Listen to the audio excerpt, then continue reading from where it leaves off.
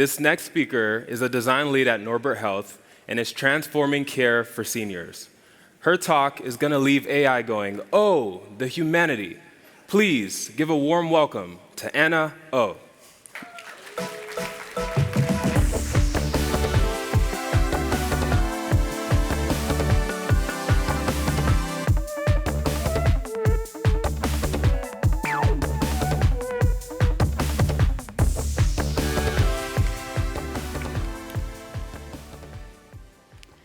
My name is Anna Oh.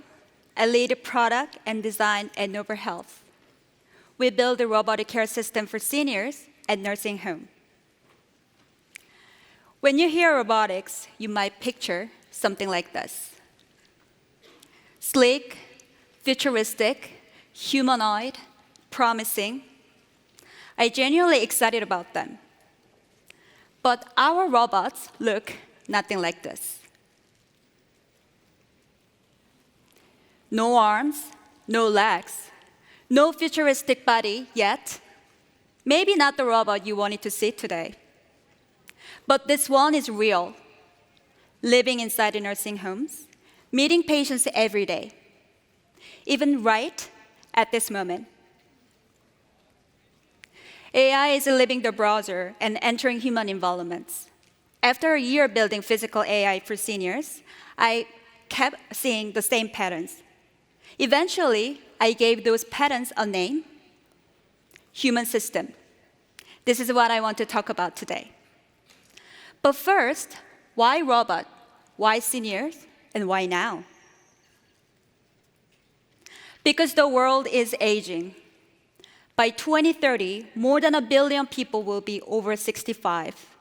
For the first time in human history, they will outnumber children under 10.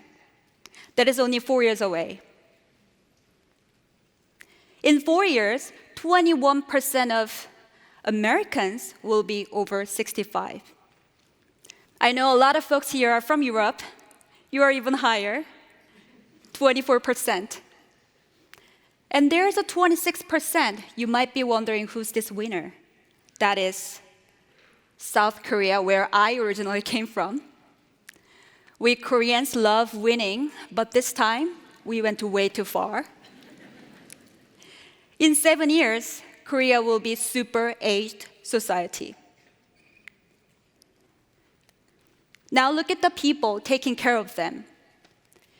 In many facilities, one nurse taking care of 40 patients every shift. Imagine you have only one design system designer and one engineer, and they are taking care of hundreds of designers. That is roughly what we are asking nurses to do every day. This is not a crisis of technology. It is a crisis of presence, and presence changes everything. That is why our team of computer vision and machine learning experts built this edge AI device. It can turn any off-the-shelf robot into a clinical robot. This small little white box has 4 sensors and 8 patents. It can detect vitals, mobilities, and behavior signal just by looking at patients, totally contactless. It can fit into any workflow nurses already use. With this amazing technology, the idea was simple. Let our robot visit room to room, check patients. Get what happened? Some patients were scared. Someone kicked out the robot and closed their door. And honestly, I understood why. Imagine you are sitting in your living room, watching TV, wearing a free conference t-shirt from many years ago. You all have it.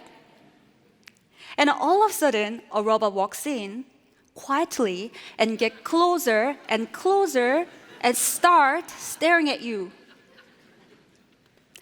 That is what our patients experienced. Many residents lived there for years, and it became their home. And all of a sudden, our robot invaded their home. So we needed to learn from our patients what makes patients open their door to a robot. The learning didn't start at my desk. It started at a nursing home, patients' rooms. We all have our user research playbook, prototype, interview users, synthesize findings. But in nursing home, this playbook didn't work. Some patients spoke very slowly. Someone couldn't keep up with the conversation. Sometimes I had to read their nonverbal cues. I couldn't ask them, adapt to my user research playbook. I had to meet them where they were. That was my first learning from nursing home. We learned that the robot needed a friendlier face, so we tested almost everything. From full face, no face, human-like face, animal, robot, abstract form. 6 rounds, more than 40 patients. Anyone want to guess the winner?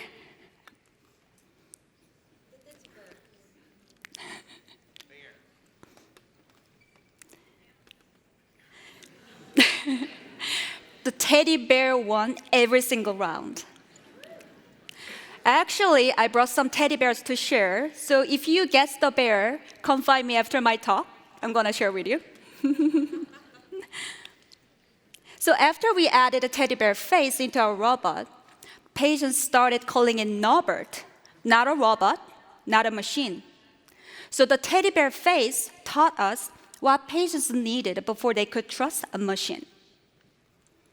They needed something familiar, something clear, and something warm. I noticed teddy bears were everywhere in nursing home. Many patients told me it reminded them of their grandchildren. So that familiarity opened the door. And every patient picked the 3D face over the flat face. It makes sense because many of them have low vision. So with the 3D face, they literally pointed at the screen and said, "Oh, I can see those ears. It looked like it can hear me very well." So the depth of 3D shape created clarity. After the robot has teddy bear face, reaction was surprisingly consistent. People with dementia, people without dementia, we heard the same thing. And you're so cute. Patients said, "You are so cute." At first, I thought they were responding to teddy bear, but it was not. It felt safe. So the cuteness made people feel safe. Why did the teddy bear win? Patients already knew it. Patients felt they could communicate with it, and it felt safe. So they became the foundation of human system. One moment stayed with me. I walked into a grumpy grandma's room to show all different concepts. I start with the one that I liked the most. She looked at it and said, "What the heck is this?" So I showed her the next one, the teddy bear face. In a second, completely changed. She told me with a big smile, "Oh, what's this teddy bear's name?" After 14 years in design, that moment hit me hard. I've designed so many things, but not many things made someone smile in a second. One of our scientists disagreed. He said, "This is not a children's hospital. Why we are adding teddy bear into our clinical robot?"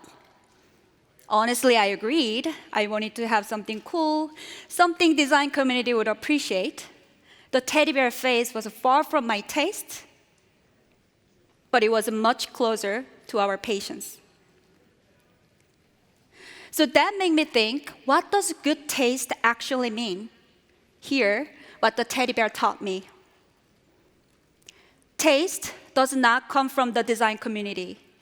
Taste comes from the people you are responsible for. Their emotions, their smiles, their fears. Thank you. That is the kind of taste I trust now. So that brings us to the human system. Before I explain it, listen how one of our residents described Norbert. It tells my name. It tells me what is inside me, my head. That looks interesting. Yeah. Yeah, it's very, very good. So he just described the whole system in 2 sentences. It knows who I am. It knows what's happening to me. And of course, it should be very, very good. So that's when I realized maybe we weren't building robot interaction. We are building a human system. Design systems bring structure to the interfaces, make them reusable, scalable, consistent. Physical AI is not just about interfaces. It is about relationships. Over time, I observed 4 patterns. Together, I call them the human system. So let's go through them. First, recognition. Patients love when Norbert speaks their languages and knows their name. One resident barely spoke English. So one day, her roommate told me she cries because she felt so lonely. Maybe your robot could sing a song for her in Spanish. So we taught Norbert to speak Spanish. The first time Norbert greeted her in Spanish, she looked so surprised and smiled and started talking back. We have a lot of patients speak different languages. So to speak their language, to know their name, Norbert first needs to recognize their faces. Face recognition may sound simple. Just put the robot, it will recognize patients' faces. But in reality, it's much messier than you can imagine. Sometimes our robot detects a bloody face on a TV as a patient. Fair. Sometimes sanitizing wipe as a patient. Apparently, those look like patients too. Or my face in an unexpected way. So we have a whole collection of these. So we build a tool like this to teach our model. Chair is not a patient's face. Model look impressive in demos, but solving real-world challenges in high-stake environment like nursing home, that is another story. So that's where our team spent most of our time. Second, perception. Perception is about turning vision into conversation. One resident introduced her stuffed cat to Norbert to chat about it. Watching that moment made me think maybe perception is not about vision. It is about sharing the same moment. Norbert can see, Norbert can talk, but conversation happens in the space between. So first, we needed a humans in the loop. So operators can help Norbert what to talk and then how to speak. And of course, keep our patients safe. Through the operator console, operators become Norbert's eye. Operators share context, and Norbert turns it into conversation. And that's when perception becomes connection. Nursing homes taught me something Disney and Pixar already knew decades ago. Expression matters. Patients didn't care about complexity, but they care about small things. Smile, wave, sometimes just a little star, some small signal saying, I'm with you. You saw the teddy bear earlier, but we didn't stop there.